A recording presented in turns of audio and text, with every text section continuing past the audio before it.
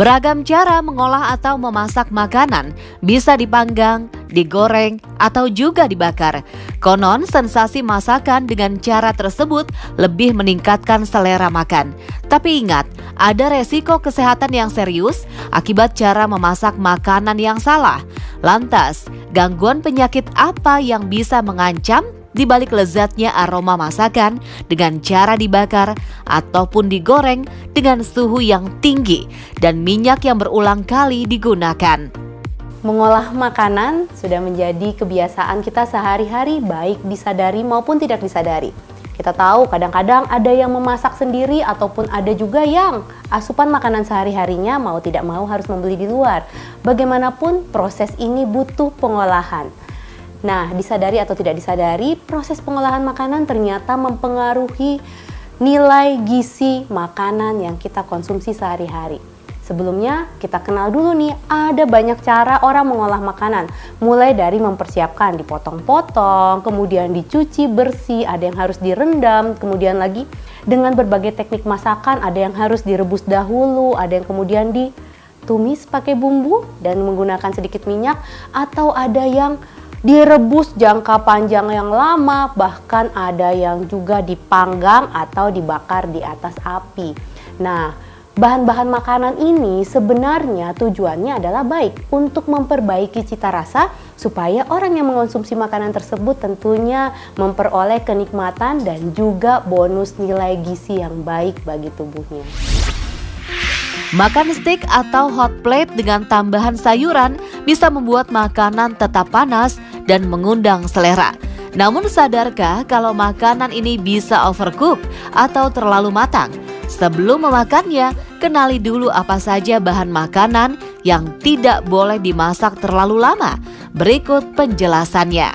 Nah, proses mengolah makanan sebenarnya banyak keuntungan yang bisa kita peroleh. Di antaranya, kalau kita mengolah telur, merebus misalnya atau tumis gitu ya, telurnya dibumbuin, sebenarnya telur ini begitu matang, dia akan menjadi mudah dicerna oleh saluran cerna kita.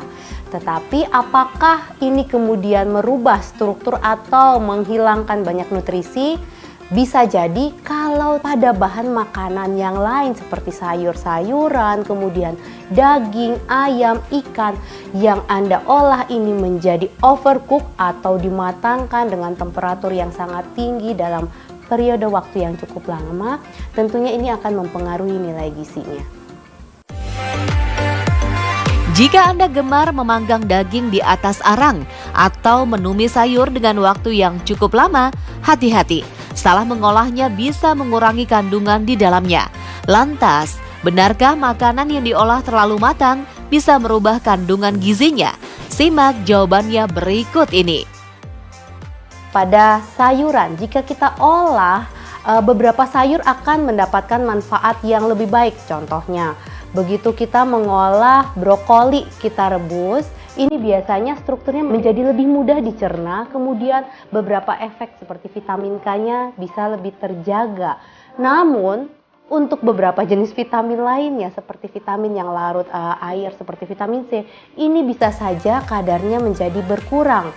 Tetapi proses ini biasanya berbeda jenis sayuran, berbeda teknik pengolahan, lama merebusnya ini pun akan mempengaruhi komposisi nutrisi secara berbeda-beda. Untuk lebih gampangnya, sayur yang diolah dengan cara direbus menggunakan air yang banyak, ini biasanya zat gizi berupa vitamin larut airnya lebih mudah hilang.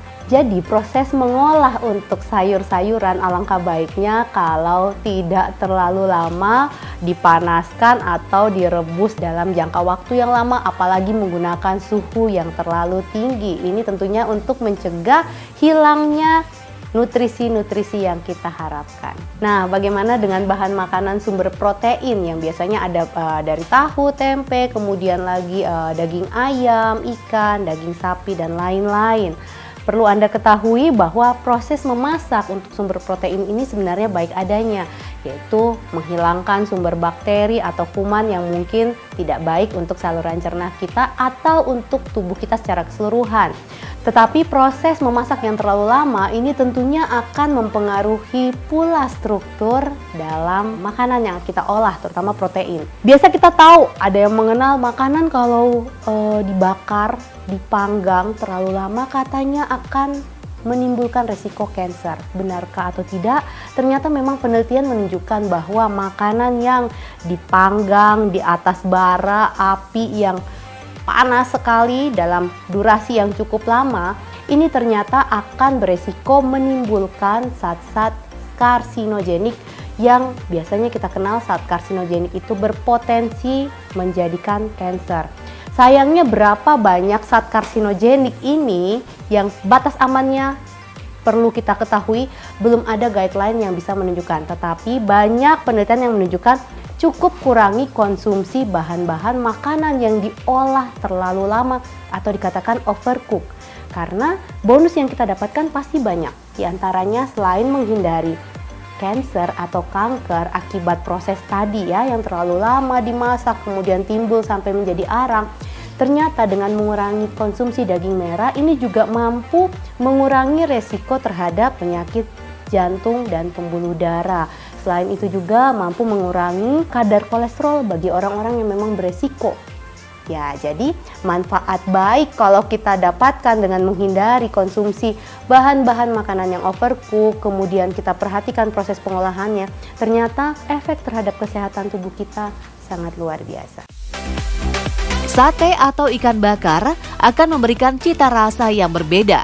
Begitu juga dengan tumis sayuran dimasak dengan kematangan maksimal. Namun, adakah dampak buruk jika mengonsumsi makanan terlalu matang? Salah satu contoh makanan yang biasa nikmat sekali kita konsumsi adalah sate. Jadi siapa yang gak kenal sate ya? Nah, sate sebenarnya proses memasaknya biasanya di atas bara api dalam waktu beberapa saat. Biasanya cukup lama ya karena kita butuh sate ini dagingnya harus matang. Nah, proses yang terlalu lama ini otomatis akan menjadikan ketambahan yang tadi namanya karsinogenik atau zat-zat yang beresiko menimbulkan kanker atau kanker. Kita tentunya tidak mau ya bahwa ada zat-zat yang kemudian kanker prostat, kemudian kanker pankreas atau jenis kanker yang lain yang mungkin bisa dipicu oleh makanan yang kita konsumsi. Nah, bagaimana dengan sate? Sate bisa menjadi makanan yang sehat, asalkan kita tahu bagaimana cara mengolah dan juga cara mengonsumsinya tentunya. Ada baiknya makanan yang mau dibuat sate atau dibakar sebaiknya dimarinasi dahulu atau namanya di pre-cook dulu. Jadi dimatangkan sebelum proses pembakaran di atas bara api supaya proses saat kita membakarnya tidak membutuhkan waktu yang terlalu lama. Ini juga salah satu upaya untuk mengurangi terbentuknya karsinogenik tadi. Kemudian kalau sudah terlanjur dimasak kemudian timbul arang-arangnya seperti bagaimana? Ada baiknya hitam-hitam yang sudah mulai timbul ini tidak dikonsumsi tetapi dibuang terlebih dahulu agar kita terhindar dari yang namanya zat karsinogenik tadi.